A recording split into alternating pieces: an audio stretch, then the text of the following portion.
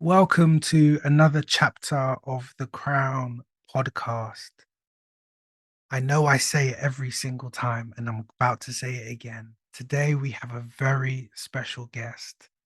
When we talk about transformation, we can look back in history and we can look at many leaders and inspirational figures who paved the way and have kind of acted as role models and blueprints of people who have been through really hard times, but they were able to turn it into something beautiful. And quite often we have to look backwards. But within society today, there are gems everywhere. People who have stories, people who have used adversity to turn their lives around for something good and something that can impact the lives of other people. And today's guest is someone who is exactly that. Jerry Henderson. He's a coach, he's a speaker, he is the host of the Permission to Love podcast. Um, an incredible story, incredible person who helps thousands, if not millions, of people every single day within his works and on social media to love themselves. One of his big things is having the permission to love ourselves, and sometimes when you're in a really low place, you cannot see that you are entitled. And you see in my works with Crown that I'm always saying you have the authority to write your next chapter, or this is not how your story ends, but to grant ourselves the permission to fully love and be loved by ourselves is a great skill to have. And this gentleman today is going to help us and show us and guide us in how we can do that. And thank you. Thank you for being here. It's an honor to have you on the Crown podcast. Hi, Steve. Thank you so much for allowing me to be here. And thank you for your gracious and kind words and your introduction. It's a joy to be here. And I really admire your work. I was just looking at one of your quotes yesterday about never diluting the potency of your love. And I think about what you just said. We often find the stories in our head as to reasons why we need to dilute the potency of our love towards ourselves, towards others. And so, yeah, really honored to be here with you and love your work, my friend. The honor is ours. Well, you mentioned the word stories. So I think a great place to start is humble beginnings. I know in your position today that many people will look at you and they will think, wow, he's so inspiring. It's so great the work he does. I wish I was positive like him, or I wish I could think like him. And the assumption would be that you've always been this way and that your life has always been this way. But your story illustrates something very different. And so what I'd like you to do is, can you set the scene for us for the origins of Jerry Henderson? What was the beginning like for you? And can you take us back to your early years? I grew up here in the US, and I always say I grew up everywhere and nowhere. We moved around constantly. I grew up in a family of US poverty. And I say US poverty because it has just a little bit different ring to it than when you talk about international poverty. I've worked with the poor for decades now as an advocate for the poor and in other venues as a part of what I do in my journey. But yeah, I grew up on the USA or the US welfare system. And we moved around all over the place because my dad was trying to always find a job. And so I went to 17 different schools growing up. And that introduced within itself a lot Whoa, of, whoa, whoa, whoa, yeah, whoa, whoa. Please, 17 different schools. 17 different So schools. even in that, Mhm. just the instability, it's quite difficult if a child moves school once. They have to get new friendships, they have to Yeah. get used to their new home or their new area, the new teachers, but 17 times. Yeah, 17 different schools. And, it's like I said, the instability of that, but also what that starts to do is it starts to wire into you this ability to be whoever you need to be, right? So you lose a sense of self because you're constantly trying to adapt yourself to whatever new environment there is in order to be safe or to stay safe. And I'll get into a little bit about why that feeling of safety was so important for me. But it also caused me to really sever relationships easily. because I think three things. One, you became whoever you needed to be. Two, you were able to sever relationships pretty easily, and then third, you never really got into relationships at depth because you knew they were temporal. And so that wiring had a lot of impact in my story, which now looking back as the gift of being able to heal that space and begin to really invest into relationships and understand the value of that has been a journey in itself. Um, but as a part of that whole environment of poverty and being very transient, in all of that was also the abuse, the physical abuse, the sexual abuse, and just kind of the nonstop violence, emotional, trauma that was happening. So all kinds of big T and little t traumas that just caused a tremendous amount of pain in my life that began to show up in addictions as a way to escape all of that. And the message, the overriding message that I got from that was that there was something wrong with me, and that I was unworthy of love. And that became the core message that I carried throughout my life until later in my 40s, I had an implosion that caused me to really change everything. So, just hearing that, it's quite interesting because often when you see people who have turned their lives around, today's topic is it's not too late to turn your life around. But often when you see people who have been through adversity and been able to come out of it and make something really good of it, and maybe the opposite, in fact. Um, a lot of these people say things like when they were poor, but they didn't know they were poor because everyone around them was poor. Yeah. I think the same is true to trauma. Hmm. If you grow up in an environment that's traumatic and that's all you've ever known, that becomes your norm. Yeah. But the nervous system doesn't know that. Right. So the nervous system still processes it as trauma. But the mind and your knowledge and understanding is just this is just a normal Monday. Yeah. Okay, if I do this, this is what's going to happen when I go home. Yeah. When I cross that road and go around that corner, that's who's going to be waiting for me. That's normal to people who live in that environment all of the time. Yeah. And so part of the problem with that is as we grow older, we accept behaviors that we shouldn't be because it's normal to us to. And that really speaks to the how we do not love ourselves part, or how we fall out of love with ourselves, or perhaps even how we never learn to love ourselves. Yeah. Just for the benefit of our listeners who will see your profile and they'll see the bio and they will say, wow, that's very inspirational. Um, they need to know that you've gone through a lot of trauma to be where you're at right now. You've been through physical health, mental, sexual, emotional abuse.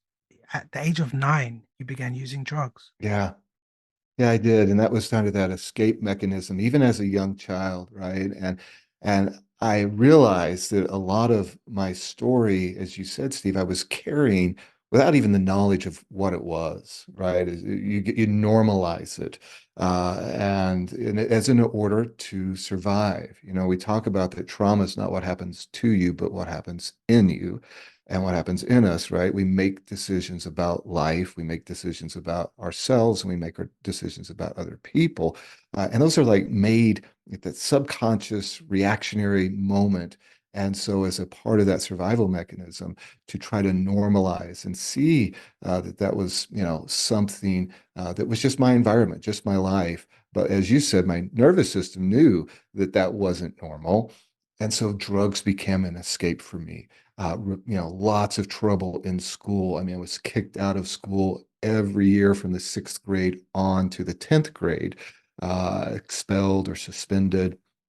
And then, it's just always finding myself in trouble with either the authorities because I was trying to really express this pain and this frustration. And in many ways, I think to get people to look and to listen, but I just didn't know what to do with all of it. And just lots of experiences of pain and trauma that later, I turned to faith as a way to try to, reconcile and to find a community. But even in my faith journey, I carried so much shame because I didn't think that I was worthy of God's love. And so I created God in my own image, right? I felt so shameful and so bad about myself that my image of God was one that still could not love me.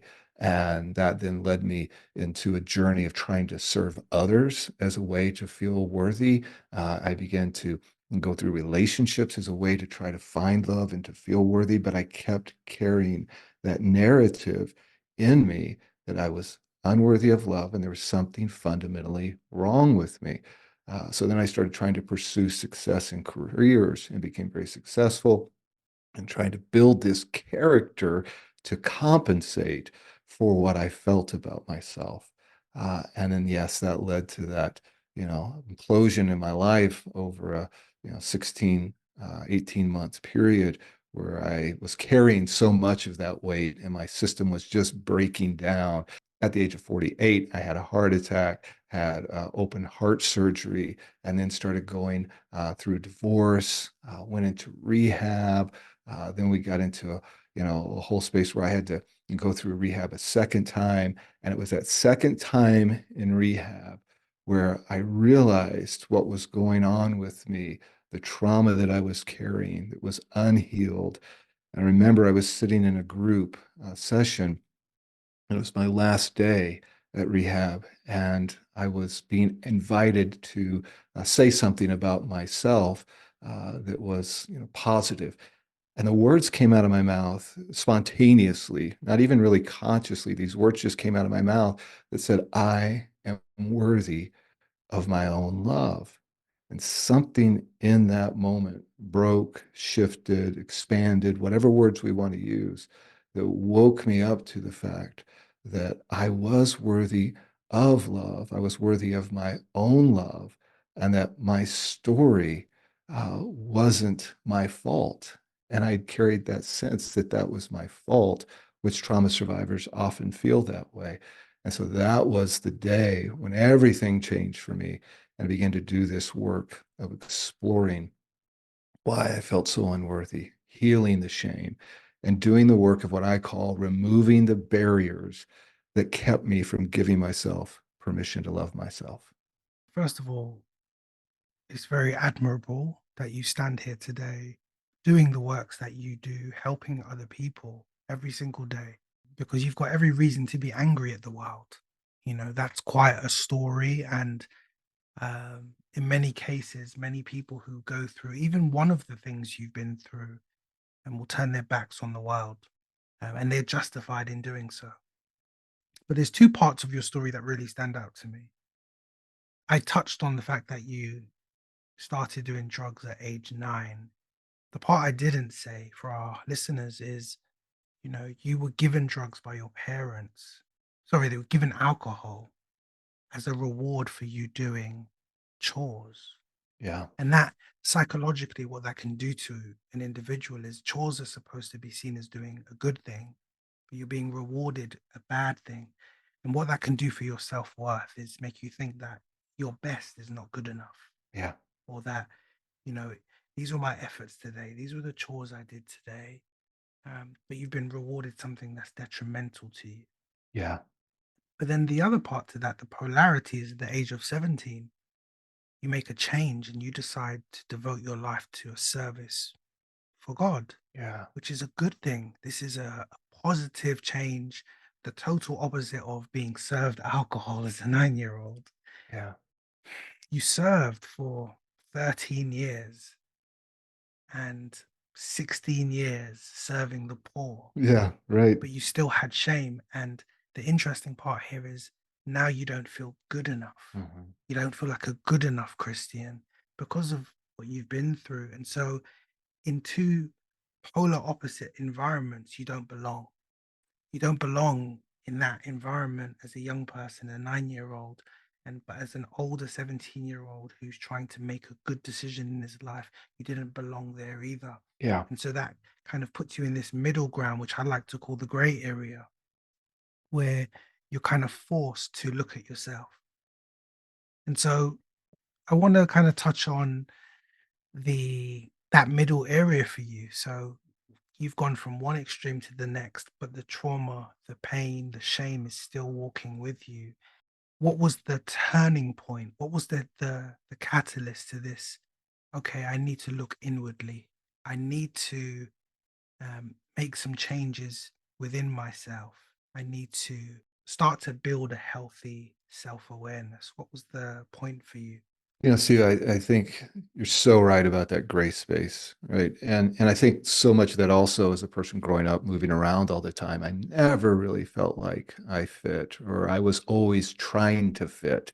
And a very lonely place where you're always trying to fit, but you never quite do fit. And that once again is reinforcing that message, right? There's something wrong with you.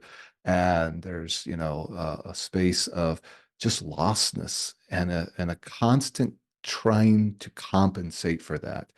And so for me, that turning point came when I was literally drinking myself to death. I was, and when I say things like, well, I went to rehab, then I went to rehab again, I'm obviously skipping over a lot of details and, some of the pain that was there. And my therapist helps me with this because I still struggle with it quite a bit. I remember the first time I was telling her about my story as a child and growing up and, just, stories about trying to clean spilt orange juice off the floor and then getting literally kicked across the room because I wasn't doing it right, something that I didn't even spill. And so, this, story as a 5-year-old child experiencing those things and then beginning to unpack the rest of my story to her. And her words were, I've worked for, 20 plus years with people in trauma and abuse. And she said, on a scale of 1 to 10, she says, I think you're about an 8. Can you tell me some more? And I told her some more. And she goes, God, I think you're probably a 9. And so she really has worked with me to, not minimize my story and to not minimize the trauma, because as I shared earlier, that minimization is a, safety mechanism. Right. I realized, and this leads into that soul work, that I realized that I wasn't owning my story because as long as I minimized it, I didn't have to deal with it. All I had to do then was just try to cope with it. And so that's what I was doing, was trying to cope with it, and was finding myself just deeply drowning myself with alcohol, because it was acceptable in the spaces that I was at that point in my life. It wasn't a drug that people would, look at in a negative light. It was very socially, accepted. And so I was just constantly drinking, trying to drown the pain. I always say that my drinking was so that I could tolerate my own presence. There was such shame, such self-hatred, and because I couldn't seem to overcome the story and overcome the sense of being unworthy of love. And I remember I was sitting in my living room and I was drinking so heavily at this point that I'd wake up at 6 in the morning with shakes, with withdrawals, and that what I call, the anxiety that we call it, it's that raging hangover with raging anxiety mixed together, and the only relief that you have is trapped inside of a bottle. And so having to go every morning to that source of relief and try to get to where I could function for the day. And this was after my first day in rehab, at the age of 49. And so within a 1 year period, I go to two stays at rehab. And so I'm in between the two. And I'm just, pouring alcohol. I always say that there wasn't an ocean of alcohol would not have brought, relief for the pain. And so in this moment, trying to, get the withdrawals to be at bay. And I've overdone it and I'm drunk by 10 o'clock in the morning. And I'm sitting on the couch, supposed to be able to try to work that day. And I'm just broken at that moment, Steve. And I'm like, I am not going to be able to continue to live life this way. And this was, even a few months before with an attempted suicide to try to get rid of the pain. And alcohol was my last defense at escaping my presence before I would ultimately escape my presence. And so that morning, I just broke, something broke in me. And I knew at that moment I had to make a change or I wouldn't be on this planet much longer. And went into rehab and then had just this awakening, the sense that my life was worthy of living. And that I didn't want my pain. And I know it sounds cliche sometimes, but I didn't want my pain to be without purpose. And I wanted this story of my suffering to be something that helped other people. And it was interesting as I was telling myself that narrative, I began to see that your story is worth healing just because you're worth healing. It doesn't have to be turned into something of service for others for it to be valuable.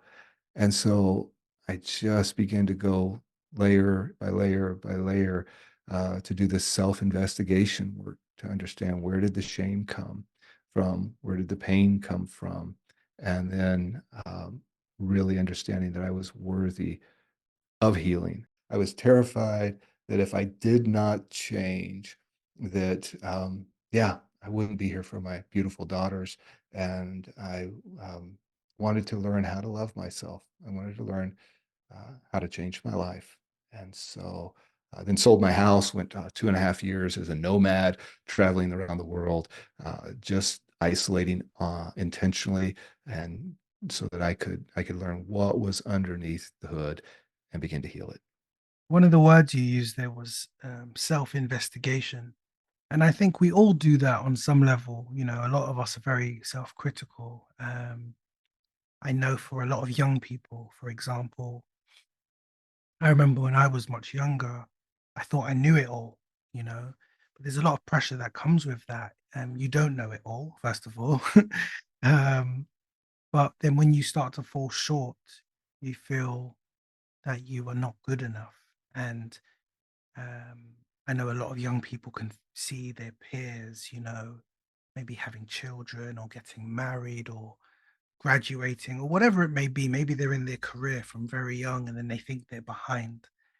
Um, but then as you get older, you you start to think, am I where I thought I would be at this age? You know, maybe I know for a lot of women, it's I should have children by now, or I should have a husband, and for some guys, they're probably thinking more career driven. I should be the manager, or whatever it may be. Yeah. But with self investigation comes self comparison, and so I just wonder, in your story, when you started to say, when you got to the point when you realized I need to make a change, what were you comparing yourself against? What was your reference that let you knew that there was something different about you that wasn't right compared to what? Yeah, it's interesting, Steve. If I had asked myself that question before that moment where I decided I needed to change, it would have been, I need to change because this just isn't acceptable, or I need to change because my wife at the time wanted me to change and thought I wasn't living the way that maybe I should be living. Or other people at work, well, they seem to be successful and they seem to be doing what is, healthy, whatever healthy is defined as. And so there was all that constant comparativeness that was going on before. And that was actually what was a big part of my path towards self-implosion, because this space of trying to either keep up or compare and feeling like something was wrong with me because I'm comparing myself to everyone else. But yet my story isn't everybody else's story. My story is uniquely mine. And I would even get into comparative trauma and say things like, well, my story's not as bad as that person's story, so I should be able to cope with it. I should be able to handle it. Things shouldn't be as hard for me as they are. Um, but the day that I decided to do real self-investigation work for me, not that there's any real or unreal for, or measure of it, but for me, what became real self-investigation work was when I stopped doing the comparison and I stopped trying to say, you know what, I should be like so and so, or I should be able to. And I got rid of that word as much as possible, the word should, because I felt like should was leading to shame. And I began to replace it with could, because could would lead me to curiosity.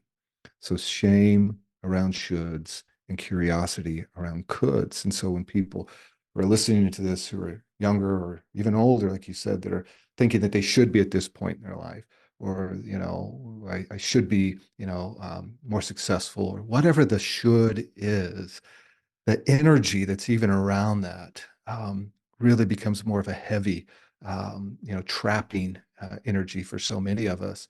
And if we can begin to look at that as a question that I begin to ask myself, like, who says, like, who invented the story that Jerry Henderson should be at X place, or that Jerry Henderson shouldn't be doing, one, two, or three? Like, whose story is that?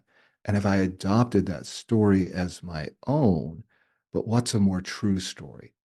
Is there a more true story that I could begin to connect with and get rid of that comparative should story and go on a journey of self compassion instead of self criticism? And I began to practice radical self compassion, radical gentleness and kindness towards myself, and give. Steve, I really had to treat myself as that 5-year-old who never got what they needed, who was still stuck, because I was stuck as that 5-year-old in my head. And I needed to treat myself with the same kindness, gentleness, and compassion that I would that 5-year-old, and then begin to heal and allow that journey to bring me to where I am today. But nobody's behind where they need to be. When we start asking the question about whose narrative am I trying to live? Is it culture? Is it parents? Is it friends or whatever? But we have our own individual journey and story, and learning to love ourselves enough to be okay with that um, is a huge service that we can give to ourselves. It's quite interesting that you brought up the should um, word, because literally, on the last chapter we had Dr. Rachel here, and we were speaking about the languaging surrounding mental health, and she had mentioned, for example, people's attitudes around the Thanksgiving holiday, and just being mindful about asking certain questions like, should you really be eating that? And she broke down the layers of how that it turns into, from anxiety to worry to shame to guilt, and it makes such a very innocent task, eating an apple pie or something, feel like something so wrong. And to hear you say it a week later, it's just great confirmation, and really great messaging for our audience that we have to be mindful of, as you said, the narratives and the stories that we accept and the meanings that we give to things, and which really takes me on beautifully to healing. Just giving ourselves the permission to change, to evolve, to grow, to be something different, to do something different. Within your journey, in the context of your story, what were some of the key methods and practices that you discovered that aided your healing process the most? Number one was the practice of gentleness and kindness. I I cannot emphasize that enough, because the the big challenge for me was that, inner critic that was constantly shaming me, constantly, as I said, making me feel like I wasn't enough. And what I was doing was I was combating the inner critic with the voice of another inner critic. And so I would be yelling at the inner critic, like, shut up. Why do you talk to yourself that way? Can't you, stop doing that, And what's wrong with you that you keep talking to yourself that way? And what I realized is that you can't heal the voice of an inner critic with the voice of another inner critic. You have to heal it with the voice of love. And of kindness and of gentleness. So that practice of establishing the fact that I was going to treat myself with that radical kindness was a key part of my healing journey. Another part was realizing that a lot of what I was dealing with were addictions, not just to alcohol, but to shame, to the voice of the narrative that I wasn't enough. And so, as I began to do the research around shame, the feelings of self-loathing, and all of that, that there was an addictive pattern that was happening with me, and where I would, tell myself that I would love myself, and then I was, I would do mirror work, which was also a key part of my healing journey, of, mirror work with mantras, etc. But when I began to understand that I was addicted to feeling terrible about myself, it allowed me to start using strategies that I would use for any other addiction. Because sometimes we look at the internal dialogue or the behaviors that we have towards ourselves, not as addictions, but just as something wrong with us versus, no, I got wired towards treating myself a certain way. I got wired towards thinking about myself. And that wiring and that thinking is producing a chemical, which then makes my body and emotions feel a certain way, which then kicks in other chemicals that makes me repeat that thought and that pattern. And so I really started doing a lot of work about rewiring that. And the rewiring for me was around what I use as what I call a fast method, which is working with my feelings, my actions, my speech, and my thoughts. Because as I'm combining multiple parts of my system and rewiring the narrative that's in my head and understanding that I want to actually not just say that I love myself, I want to actually feel love towards myself. I want to have thoughts of love towards myself, and I want to express actions of love towards myself. And so that was a lot of challenging work, to be honest, because my entire system was rejecting it. Right. If you've been living for, 40 plus years of self-hatred, when you start trying to do self-love, and practices of kindness, your system's rejecting it because it's like, no, that's not our home. Our home's over here. And then many people will give up and they'll shame themselves out of the healing process. And so that's why I'm so adamant about kindness as a number one foundation. And number two, realizing that there's something that you've got addicted or wired to, because that takes the shame away from it. You can de-identify yourself from those feelings and that pattern, and then it starts to give you hope, and then you don't shame yourself out, right? Because people start working, and all of a sudden they're like, see, nothing's going to change, you're always the same, you're saying it but you don't feel it. And this phrase comes up a lot, and it came up a lot with me: you're uniquely broken, you're like the one person who this isn't going to work for. And so those two starting foundations were really key for me with my therapist, obviously her, beautiful work with me. And then that took me on to a journey towards things like internal family systems. Meditation became a key part of my healing journey and practice. And then, as I said before, mirror work with mantras, not just words, but words with emotion, until something internally shifted inside of me. I could tell you there were times where it'd take me 6 months that I would say something and work emotionally with it, and then all of a sudden, I would think that this isn't going to work, but something would eventually kind of shift in me. I'd feel a little something that would happen, that would begin to heal that space. And so, um, but there is that, and I say like the fast method and other practices that I've learned. But yeah, those have been some of the key pieces, and I'd love to hear from you too, Steve. I was looking at one of your beautiful quotes about that you hope, the words are, I hope you find the kind of peace that helps you to return to the love within yourself over and over. And when I was struck by that, is that that's a lot of what the healing modality that I used was returning to that love over and over. And I can't get across to people the just the power of love. We believe that love is the most healing force in the world, but then our next sentence is like for everybody else. But for you as an individual, it is the most healing power. Your love released to you. And so how's that been for you, Steve? What have been the things that you've used in that healing space? It's a great question, and that takes me back to another chapter.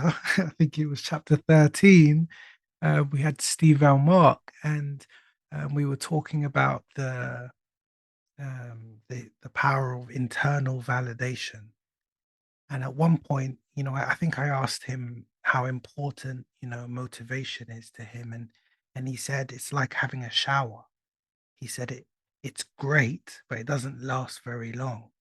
It's something you have to keep doing over and over again. And so, with that quote there, that's taken from a part in the Crown story where the character's done the work. They've gone through the darkness, they've come into the light, they love themselves, but they end up in another wilderness.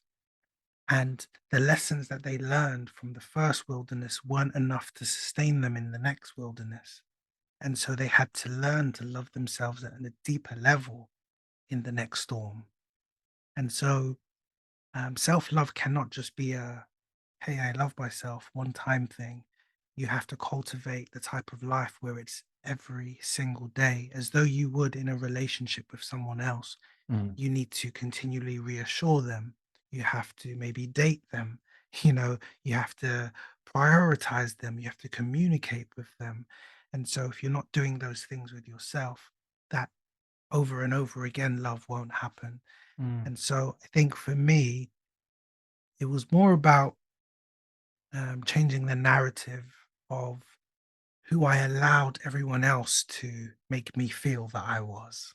mm. There was something Yeah. about me from very young that always felt different, always felt Mm, gifted, but different. And my differences made me feel inferior to everyone else.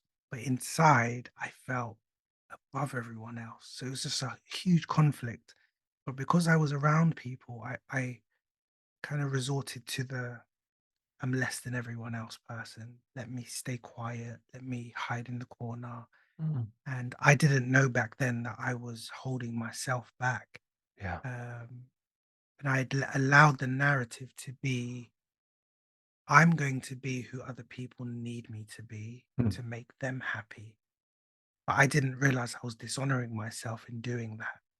And in dishonoring myself, it showed I didn't love myself. And so I started to make decisions that are quite similar to yours, faith based, career based, aspirationally, to try to find some kind of self worth. And it wasn't until tragedy, and sickness and death where I had to, so I was always forced to look inwards because there was nothing left around me. And in doing so, that's where I found myself. I started to do that internal inquiry and self investigation. And that was the point where I realized the self love journey needs to be every day. So, really, that's what that quote says. Um, but it's a great reminder to us that we have to continually pour into ourselves. And that really kind of leads me on beautifully to, you're doing the meditation, you're doing the visualization, you're doing the self work, you've done the rehab, you're probably changing the kind of people you're around. And, like you said, you isolated yourself and you're trying to cultivate a good life.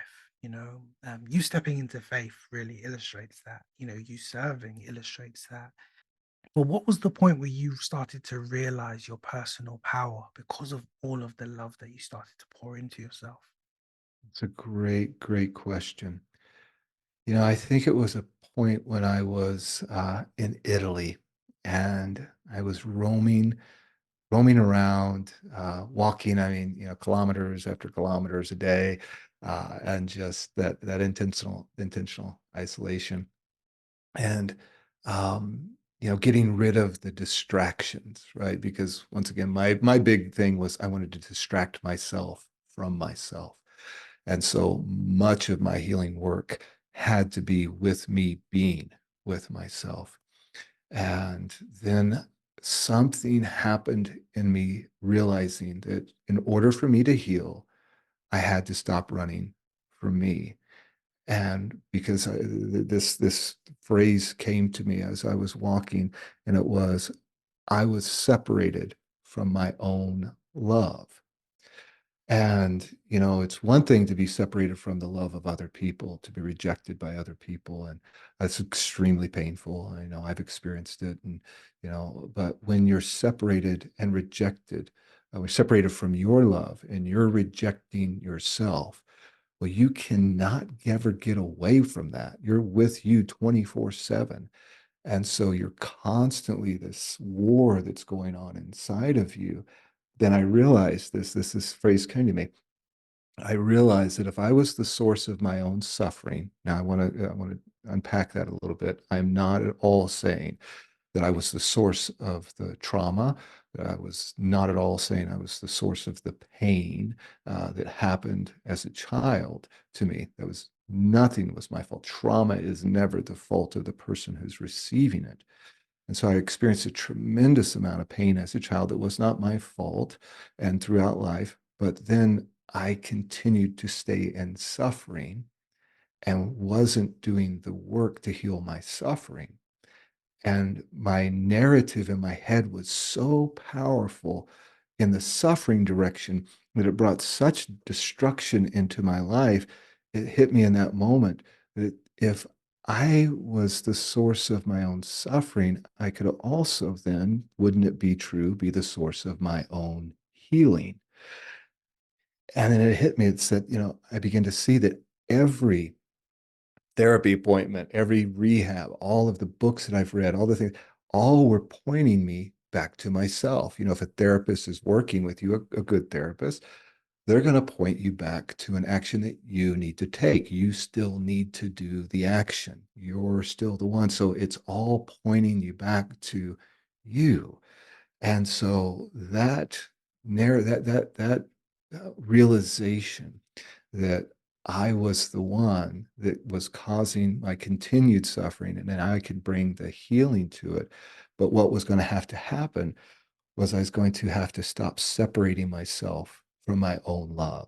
I would have to stop fleeing, trying to flee my own presence, and realize that it was the love that was within me, that power, that source of who I truly, fundamentally, at the core, my essence, love, that life had broken my connection to that. And I needed to restore myself to that. And once I did, that began to unlock and unfold everything. And so, as you said, Steve, that self-love isn't just this thing that's, we do once in a while. It is the connection to the source of who we are, and it is a returning to our authentic self. And as we begin to and as we begin to realize that and begin to see that, we unlock the power that's been hidden within us all of that time. And then, for me, then transformational healing really started to take place. And yeah, I mean, you said, you've got to date, as if you're dating somebody, the realization that we have a relationship with ourselves. And I'll say this just as a guy, it was very awkward for me to think that I have a relationship with myself. And Mm, what does that mean? What does that look of like? I was course. totally unaware of that. But when that hit me, I have a relationship with myself. That relationship is broken. Mm. I'm the one who can heal it.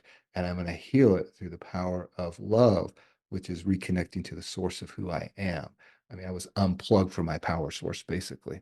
In the third crown book, I've got a chapter called Healthy Self. And I think for a lot of people, that's the goal. Mm, You know, within that context, we want to yeah.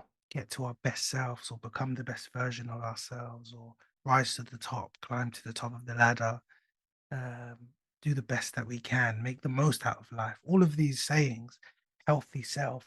But all I did is put a hyphen Yeah. in the word healthy and Mhm. it changed to heal thyself. Oh, wow. Wow. And so it really speaks to when you change the perspective of something, It's powerful. it can go from something that seems to be outside of you, aspirational, I would need a healthy self, to looking inwards and saying, no, actually, I have all the tools needed Mm, and I'm sick and tired of being sick and tired and I want a change. yeah. And starting to make those life changes as you did, the mindfulness, the meditation, all the the self work, the journey Yeah. of pouring into yourself, just to even begin to start to believe that you are worthy, that Yeah. you shouldn't be ashamed. And your point that it's about discovering, it's the discovering that we are the healers that we've been looking for. It's that discovering word that jumps out to me Mm. because anyone can say that, hey, you're responsible for your well-being. And you know, I know for a lot of guys they're told to just man up, or and come on, snap out of it, or you'll be okay. um, Mm. but it doesn't matter what anyone's telling you on the outside. There is Yeah. a point for everyone where they realize I have to make a change. Yeah. The moment you discover that we are the healers that we have been looking for, you start to verbalize things differently. And I find the word verbalize very interesting. A verb is an action, but when we say verbalize, we're speaking about words. But I don't see it that way. I think to verbalize something is the motion of movement. It's not just to say it. It's not just to speak it or to communicate it. To verbalize, there has to be a corresponding action that follows. And I think when you get to a place of discovery, you stop just speaking things and saying what you want, but doing the opposite. When you begin to really verbalize your essence, action follows. And so to verbalize, I am responsible for my healing, or I am the healer that I'm looking for. Um, Mm. there's an action that follows that. And that's what you've illustrated in your story today. You got to a point where you had to take action. Mm. Before you could take the action, you had to first learn to love yourself, over and over again. And you search for love in many different places. And ultimately, you found it within yourself. And this really speaks to story. I've got a quote that says, well, it's one of my strap lines. This is not how your story ends, with the semicolon at the end of it. And it really speaks to it's not too late to turn your life around, and you are a great example of that. Someone will be listening today and say, well, he said age 49, Yeah. you know. Um, So for those young people listening today who think you're missing out, or it's too late, or if things don't go the way that you plan in university, that your life's a failure, or if you've come out a really bad relationship and maybe you have some traumas from it and you think you'll never be able to trust again, or whatever it may be, life changes. And you'll be very surprised when you start to pour that love into yourself, how your perspective on life will change also. I'm aware, and I was aware when we started speaking about doing this, that there aren't many men that are very open about discussing these types of topics, especially discussing their stories, healing journeys. So, yeah, first of all, at Crown, we admire you for that. We love honesty and transparency. It's so powerful. But how do you feel your story contributes to the collective understanding of healing and self-compassion, especially for other men who may feel they have to be extra masculine and not really be vulnerable and not open themselves up to that love? Yeah, it's a great lie that we've been told and we tell ourselves as men. We have, once again, story, right, in our head or image or training and programming about what that looks like and what that means. And we're afraid, at times to really allow that authentic self to be seen or to be heard because of the judgment, and because we won't be strong enough, or we won't be man enough, or we won't be this or that. And I was just thinking, actually, this morning about coaching styles that take place these days and motivation styles that take these place these days. And you talked a little bit about it, Steve, of, hey, just get your act together. You got to do this, you got to do that.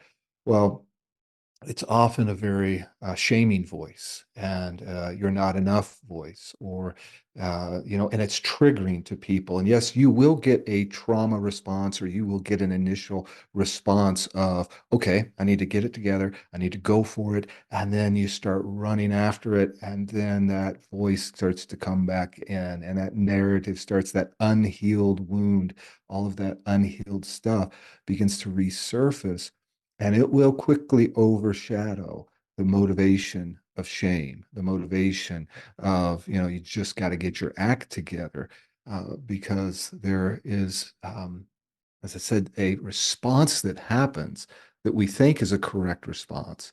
And for some, it may be their response, and that's fine. But for many of us, that response doesn't do it because we begin to get back to the narrative and the voice that we hide. And shame's big, strategy is to keep you hidden and to keep you in a place of isolation and darkness. And shame dies in the light and in transparency.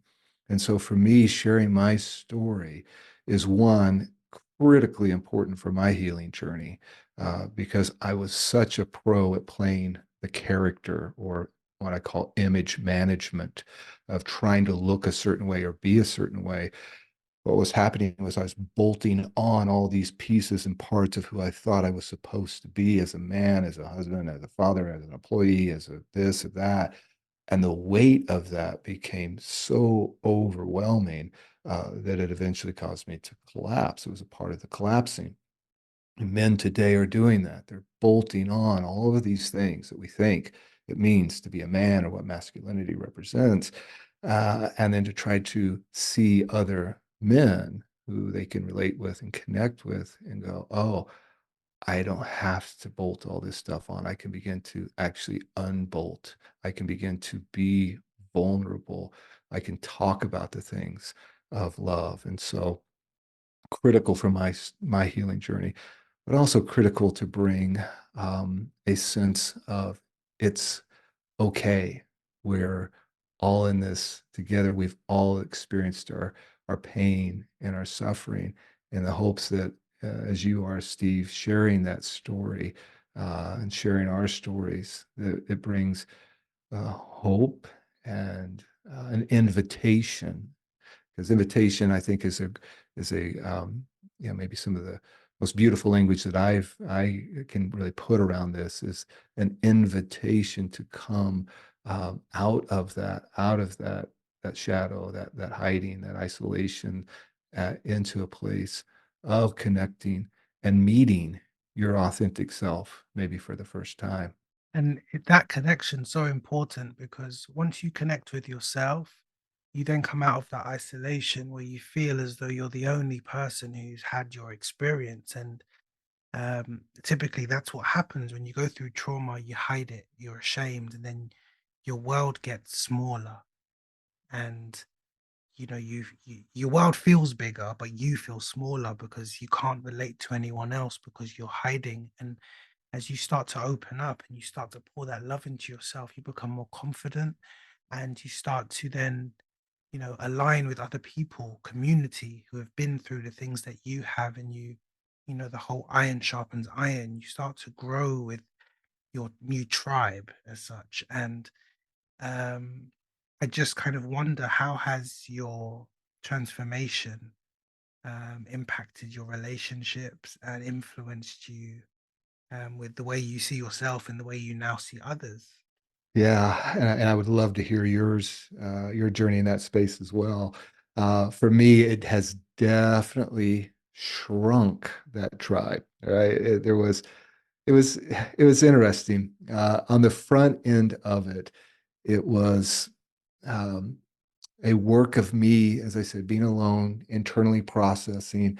And so I actually chose in that space to not connect with certain relationships that I had because I felt like it might distract me, that maybe my work wasn't at the place where I could handle some of that or be able to be my authentic self if I was back in that environment. And so I was trying to use wisdom and go, you're needing to not be in that space because you might default back to character playing. You might default back to some of these behaviors. And then I started to grow into self love and grow into the practices of mindfulness and meditation. And that wasn't resonating with the people who were part of my journey for 30 years. And it really was causing some conflict and some tough conversations, which I'm okay with tough conversations. There's a difference between tough conversations and being able to walk together, right? And so walking together and journeying together, and in a community where you're feeling that same resonance around the ability to give yourself love and to love other people, because in a lot of circles, and we've both talked about some of the faith journey, a lot of circles, self love is something something that's wrong, something you shouldn't be doing. And to, have to, try to find a tribe that is authentically felt and not manufactured, and is a genuine part of your relationships and community is a hard thing, for me at least to find, but I've been finding that, I've been connecting with that, and my wife totally, into that space, such an amazing gift. It was a surprise gift in my journey of her and her authentic, love and practice, and so, and the second part of your question was how do I then begin to view people? And it really went from one of I need to get away from some people so that I can do my work to one of a deeper level of compassion, a deeper level of acceptance, seeing it's interesting because you can see them and you see yourself in them, but it's not connected to any sense of pity.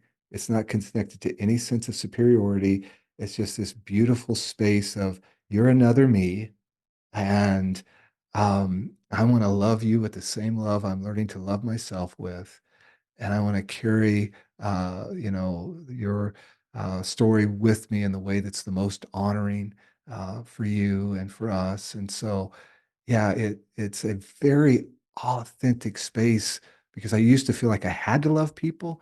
And now it's more because, that's what you do. But now it's like this genuine, deep connection of love and compassion that flows from, you can't give what you haven't given to yourself. And so I think that's where, as, Christ even talked about that, right? The second commandment of love others as you love yourself. And in that narrative, Christ talks about three types of love: the love for God, the love for others, and love for self. But we never talk about the love for self in those circles. We talk about the other two, but the reality that other stuff is going to flow from the third one. My perspective on it is very similar. As you grow up, you want to be cool.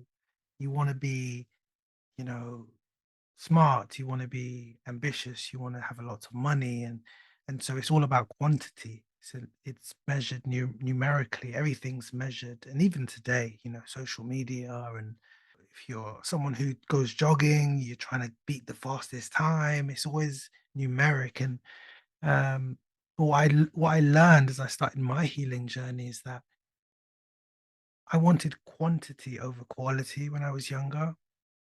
The more I had, it felt like I was doing better. But when you've got trauma, the more people you're around is the more people you're pouring into, which means it's harder for you to have the type of wilderness experience where you're forced to look inwardly because you're pouring everywhere else. And so as I started my journey of healing, my circle also got smaller. Yeah. The quantity was getting smaller, but the quality was getting bigger. And so it's the same thing, just proportioned differently. And so the amount I would have to pour into the few allowed for enough for me to pour into myself. And also the quality now is more than the quantity. So because the quality's improved, they're now pouring into me also. Mm, I think sometimes when you're in the middle of it, and we're going to get to this in a moment, your environment looks like your trauma, yeah. and it can, as much as you feel you're running away from those triggers or those people or those behaviors, if you're still not loving yourself, you will attract environments and situations that mirror how you treat yourself. And as much as you're trying to run away from your pain, everywhere you go, it's with you still because you're still in the environment of quantity. And I do think there is that wilderness experience where you do isolate for a season. And it's in that moment. Some people call it rock bottom. Some people call it a near death experience, seeing a bright light. Some people say, I got really sick and it made me something switched. Or some people have a baby and it's like, I have to be mature now. Some people, have a health scare because of their addiction and they're like, okay, enough's enough. Whatever it is for you, hopefully you don't have to get to a breaking point, but whatever it is for you, um, it usually happens in a place of solitude.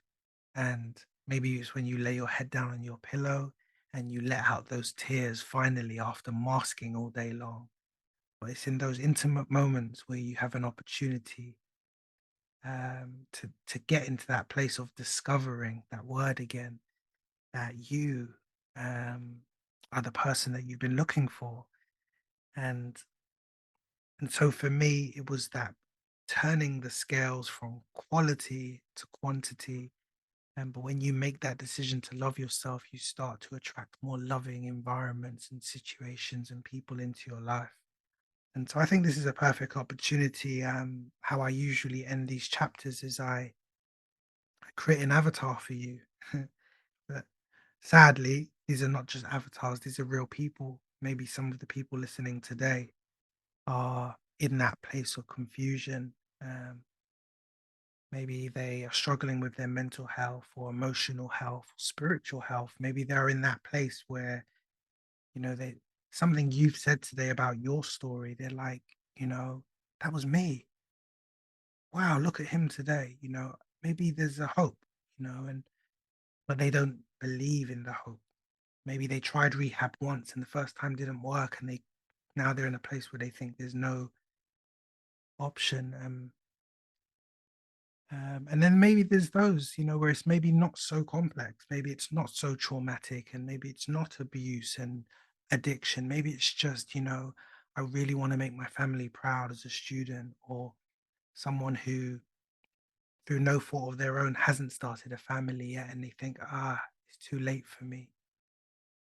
What would your advice be to that person? What would you say to that person who's listening right now? Well, I would first say, that you are worthy of your own love. And what I mean by that is that those aren't just words, but the things that we're looking for externally. We're often externally looking so that we can solve internal problems. And we have these internal narrative stories, feelings, hopes, dreams, all of the things that are in there. And yet we're constantly looking externally to try to bring validation to that, to feel better about ourselves. And the challenge is that all of that external is so unstable, so undependable.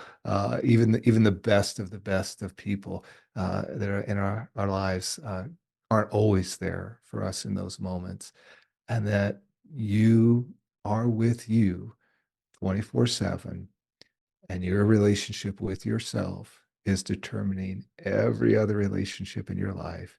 It determines how we see people, how we see life. And, as a part of your healing journey, or even as a part of, just as you said, Steve, showing up better in this life, making other people proud, is that the first person that we want to make proud and the first person that we want to serve is ourselves, because we live a lot of our lives betraying ourselves in order to gain the approval or in order to gain the love of others.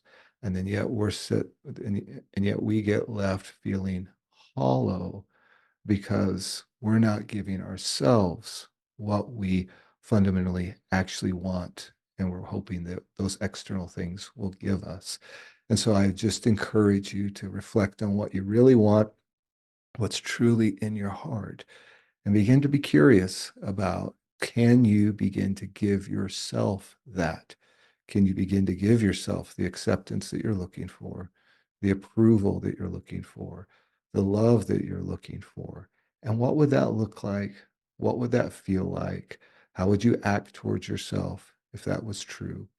And one exercise I like to have people do is to think about what would it look like for somebody to give you the love that you desire. That's often an easy way to go about it, right? Is to think, well, I want so and so to love me like this, and they're not, or I want people to treat me this way, and they're not. And I encourage you to flip that script and say, can you give to yourself what that looks like or what you just described you want from others, and experiment with that and see if it doesn't begin to heal you, if it doesn't begin to give you a peace and a satisfaction that nothing externally is going to be able to give you. And so you are worthy of that love towards yourself that you're hoping everybody else can give you. And that's just, a beautiful way to conclude. Thank you. Such a beautiful, beautiful message to leave our listeners with. Today, you've heard a story of someone in present day. I said earlier that quite often we have to look back in the history books at remarkable people and what they've endured. I hope today that the story that Jerry has shared and how he has overcome some horrific events and circumstances and been able to turn it into something so powerful, something so healthy, and something so impactful for other people. I hope that inspires you today that whatever you're going through, it can be turned and used as gold, and it can be a story, and something that inspires someone else, and so on and so forth.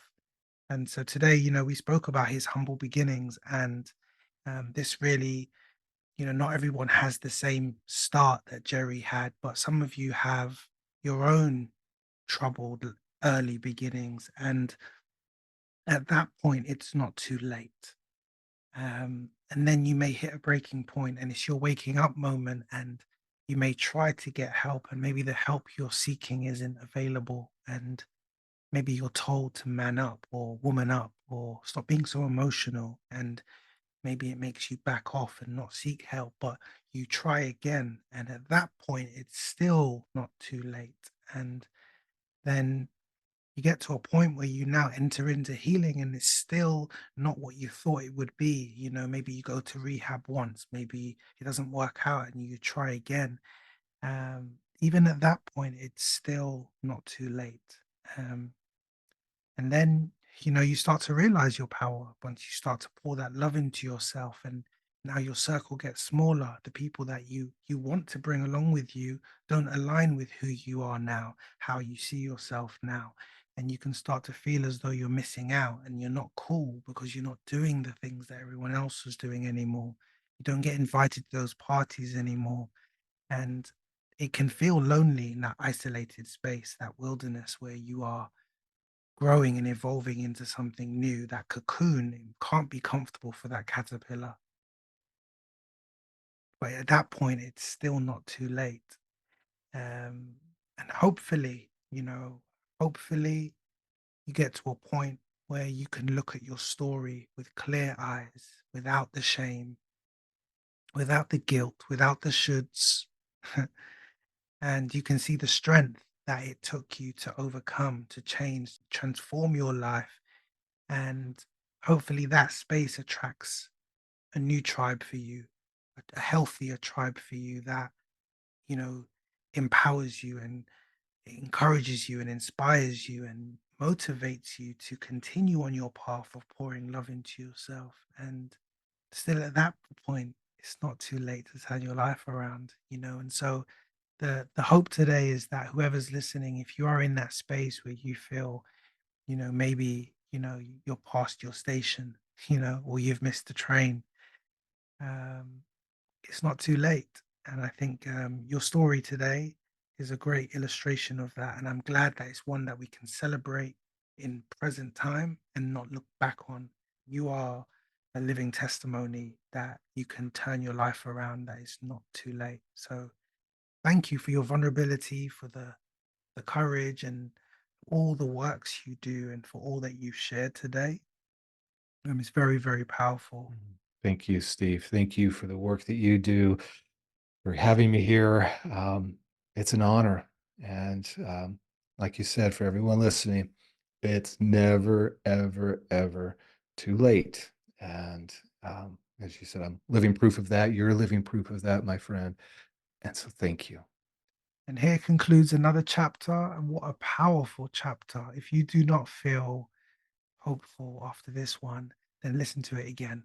Um, thank you for your time. Thank you for listening. Thank you to our guest, Jerry Henderson. For more information of him, you'll be able to see it in the description. Until next time, stay blessed, and I wish you better days.